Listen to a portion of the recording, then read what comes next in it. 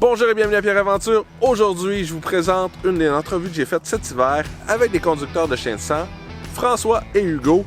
On nous présente dans le fond la technique pour rechercher un gibier blessé. On va voir l'équipement nécessaire pour les conducteurs de chiens de sang. Et on termine ça avec une simulation de recherche. Je peux vous dire, les chiens, ils étaient vraiment sur la coche.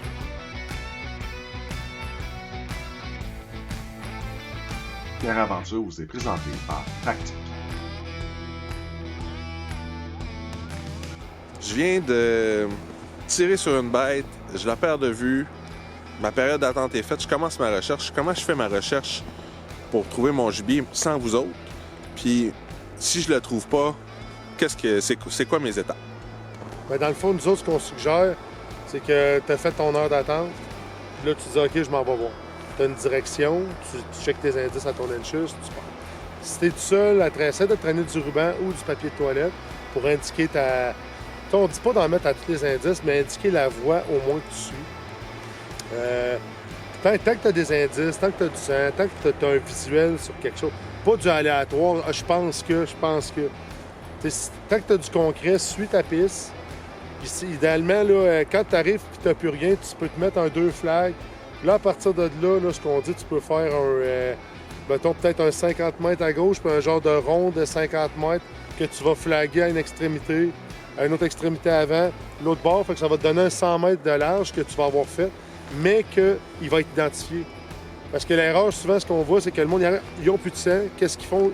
Ils mettent un ruban ou pas, puis ils partent, puis ils font une battue. Ou ils fouillent. Ça contamine le site. Un chien d'expérience va se démêler. Un jeune chien, c'est plus compliqué, fait qu'on suggère aux gens de ne pas aller là. C'est beaucoup plus facile, puis on sauve énormément de temps. Aussi, si vous êtes deux, ce qu'on suggère, c'est qu'il y en a un qui reste au flag, puis là, l'autre, il peut y aller, voir un 50 mètres là, mettre un flag, faire une genre de demi-lune, par en avant, remettre un flag, revenir, faire la même chose de l'autre bord, fait que vous couvrez grand, voir si tu ne repognerais pas une voie. Dépassez pas ça. Puis, par rapport à ça, ce que je conseille aux gens aussi, c'est que allez pas... Prenez que la première option, là, c'est d'aller voir. La deuxième option, là, si vous ne trouvez rien, c'est le chien de sang. La troisième option, si vous n'avez pas de chien de sang, vous n'avez personne, allez chercher avec vos chums, faites-le votre battue. Mais arrêtez de mettre la battue en deuxième option, puis le chien de sang en dernière option. Ça nous met vraiment dans une mauvaise position pour les chiens. C'est vraiment plus difficile. On vient qu'on s'en sort, sauf que ce qu'on pourrait faire en 15 minutes, on le fait en 2h15. Fait que, tu sais, gardez tout le temps ça en tête. La battue, c'est le dernier recours. Le chien de sang, c'est le deuxième recours après avoir été voir de votre... Fait que parle-moi de tes outils pour la recherche. En fait, les outils qu'on a, premièrement, on a la longe. Une longe là, pour garder le chien là, en contrôle en tout temps. Ça dépendamment des conducteurs, il y a des grandeurs différentes. Là, ça peut être de 60 pieds, 40 pieds, dépendamment là, de la préférence du conducteur. Différents matériels aussi. Elle est en biotane, il y en a qui ont d'autres matériels. C'est selon le choix du conducteur. Ensuite, dans mon cas, je utilise une lavesse de modèle Tractique. J'ai pas mis les poches, mais les poches, on peut mettre un peu les poches où ce qu'on veut selon la façon qu'on travaille. Puis le couleur orange, on est visible en tout temps. Donc la veste. On a ici des lumières là, pour la nuit, parce qu'on fait souvent les recherches de nuit. Donc une bonne lumière ici, ça c'est la Flex Light. Il y a d'autres modèles aussi qu'on peut trouver. Donc très intéressant. Une bonne lumière frontale aussi, bien important. Dans le cas ici, on a un GPS pour marquer nos points sur nos tracés. GPS pour le chien, la même chose, sauf que ça marche avec le collier ici, donc on peut suivre le chien tout le temps sur le GPS. Le harnais du chien. Dans mon cas, j'utilise le harnais. Certains conducteurs vont utiliser un collier. C'est selon le choix de chaque personne.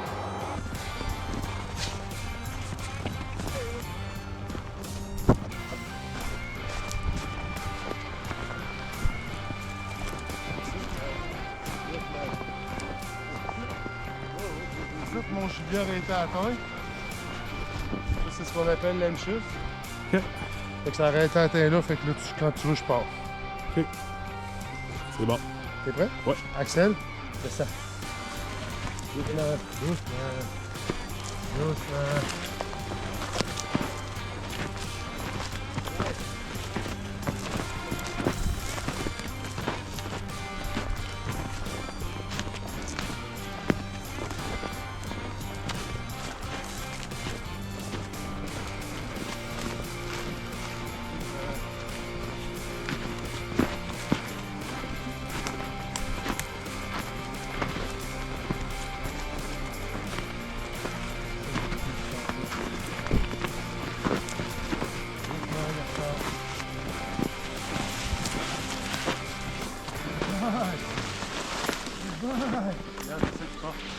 Good boy! Ouais, bon chien! Ouais, des bons chiens, ça! Ah ouais, des gros chiens! Ouais! Fier de Sacha. Ouais! Des beaux chiens, ça, Axel! Axel! Bon chien, ouais! Good boy!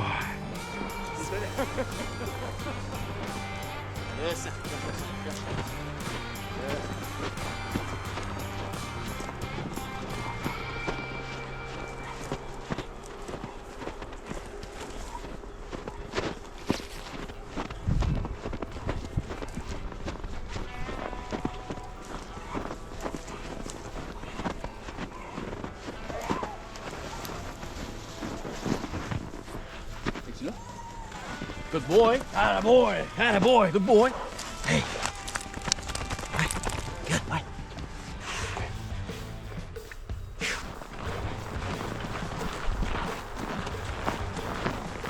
Là-dessus, c'était Pierre de chez Pierre's Adventure. Je vous souhaite une belle journée, une bonne chasse et on se revoit dans un prochain vidéo.